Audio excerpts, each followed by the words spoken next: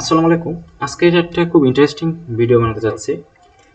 অনেক সময় আমরা ভুলবশত এই যে আমাদের ডেস্কটপের আইকনে কোনো একটা এই যে আইকনগুলো একটা ডিলিট করে ফেলি বা আসে না। সাপোজ এই যে সিসকো প্যাকেট ট্র্যাকার, এটা আমি এখন এখান থেকে ডিলিট করে দিচ্ছি, কিন্তু পুনরায় এটা আমি এখানে আনতে যাচ্ছি, আমার ডেস্কটপে আইকনটা শো করতে যাচ্ছি। তাহলে কীভাবে এটা শো করব?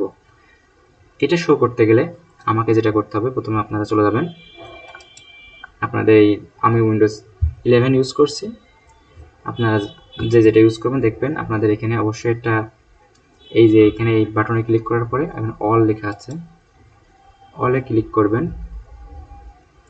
অল ক্লিক করার পরে আপনার যে অ্যাপসটা আপনি সামনে ডেস্কটপে আনতে যাচ্ছেন সেটা সার্চ করবেন। আমি সিসকো অ্যাপ, আমার সিসকো প্যাকেট ট্র্যাকারটা ইউজ করতে যাচ্ছি। এটাই রাইট সাইডে ক্লিক করবেন। ক্লিক করে আপনারা দেখুন ওপেন ফাইল লোকেশন এরকম একটা বাটন পাবেন, এখানে ক্লিক করবেন।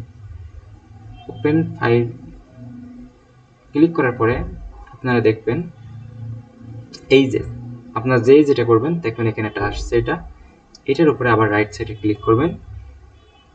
ক্লিক করার পরে শো মোর আবার ক্লিক করবেন।